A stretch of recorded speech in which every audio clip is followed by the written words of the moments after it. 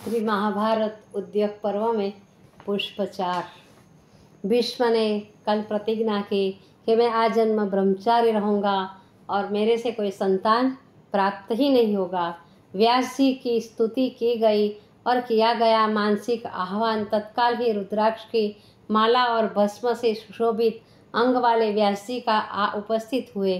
तपस्या तथा ब्रह्मचर्य से जिनका माथा सूर्य की भांति चमक रहा था और आँखों में भी अलौकिक छटा थी, भीष्म जी ने उनके श्री चरणों में शीर से प्रणाम किया और सत्यवती ने उन्हें अपने कंठ से लगाकर प्यार किया। सिंहासन पर बैठकर पूर्ण यथोचित सत्कार करने के बाद सत्यवती ने कहा कि हे पुत्र, हमारे दुख को दूर कीजिए। हम लोग बहुत दुखी हैं और आप दुख दूर करने में समर्थ है। तुम्हारा एक भाई सिंह ने मार दिया और दूसरे की राज्य क्षमा से मृत्यु हो गई। अब तुम रानियों से नियोग करके पुत्र उत्पन्न करने की कृपा करो।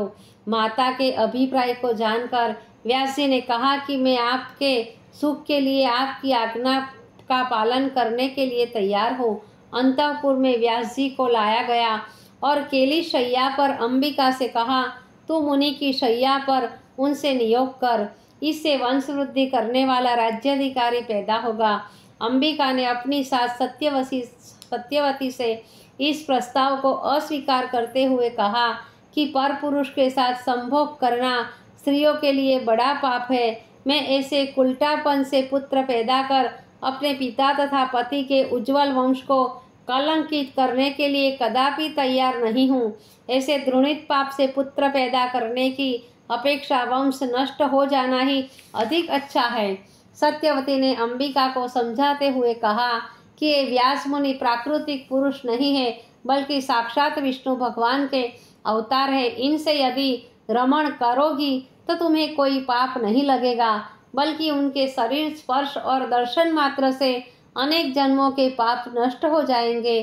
प्राकृतिक पुरुषों के साथ इस प्रकार संभोग करना तुम्हारे कथनानुसार वास्तव में घोर पाप है। सत्यवती के तर्क को मानकर अंबिका व्यास जी के पास गई, परंतु व्यास जी के तेज से उसका शरीर थरथरा गया। वह भय तथा लज्जा के कारण बिना कुछ कहे अपना मुंह ढक कर बैठ गई। व्यास जी तुरंत ही अपनी माता के पास आए और बोले कि वह स्त्री मेरे दर्प को न सह सकी और अपना मुंह ढक लिया। उसके पुत्र अवश्य होगा, परंतु होगा अंधा। यह सुनकर सत्यवती को अपार दुख हुआ और व्यास जी से प्रार्थना करने लगी कि हे तात, अंधा पुत्र राज्य के योग्य नहीं होता, अतः कृपा करके राज्य योग्य पुत्र उत्पन्न करो। व्यास जी ने माता की आज्ञा मान ली। अब की बार सत्यवती ने अम्बा से कहा कि हे अम्बे, तुम राज्य योग्य पुत्र पैदा करने के लिए व्यास जी से नियोग करो। परंतु व्यास जी की तपस्या के तेज से अम्बा का शरीर पीला पड़ गया। आलिंगन कर चुकने पर व्यास जी ने आशीर्वाद दिया कि तेरे राज्याधिकारी पुत्र होगा। फिर सत्यवती के पास आकर कहा कि अम्बा के गर्भ से सर्व सुलक्षण पुत्र पैदा होगा। मेरे तेज से उनका शरीर पीला पड़ गया था, इसीलिए उसका पैदा होने वाला पुत्र पांडुरोगी होगा।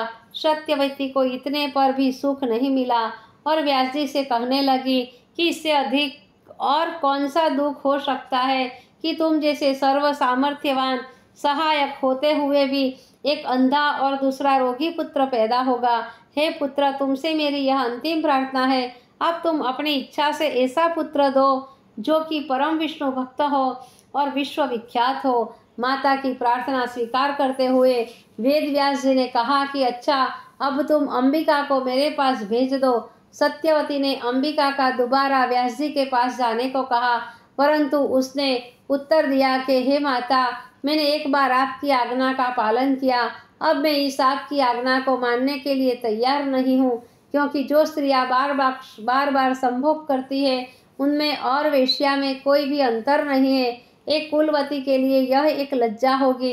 परंतु सत्यवती ने सुयोग्य पुत्र के लिए ऋतुदान देने का समर्थन किया।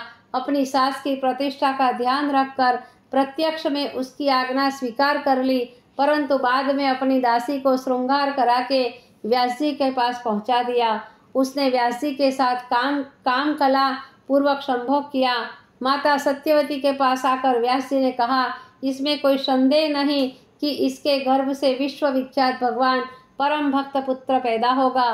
परंतु हे माता, अंबिका ने मुझसे भय के कारण एक बड़ा छल किया है। वह यह कि अंबिका स्वयं मेरे पास नहीं आई, बल्कि उसने एक कुलहीन परिचरी को मेरे पास भेज दिया था। रमण करते समय उसकी निर्लज्जता से मालूम हो गया था कि यह कोई अति कुलहीन स्त्री है। यह कहकर श्री वेद व्यास जी ब्रह्म का स्मरण करते हुए वन को चले गए। इसके बाद अंबिका के गर्भ से अंधा बालक धृतराष्ट्र पैदा हुआ और अम्बा से पांडु तथा दासी से परम विष्णु भक्त विदुर जी पैदा हुए। अंधा होने के कारण धृतराष्ट्र को राज्य नहीं मिला। भीष्म व बाहुलुक के मंत्रणा तो करके पांडु को राज्याभिषेक का करा के चरम छत्र राज चिन्हों के सहित राजगद्दी पर बिठाकर राजा बना दिया। इस प्रकार श्री कृष्ण ने धृतराष्ट्र व पांडु की उत्पत्ति बताकर कहा कि राज्याधिकारी पांडु के पुत्र युधिष्ठिर का दावा बिल्कुल सही है। इस गाथा को सुनकर महाराज द्रुपद को बड़ी प्रसन्नता हुई।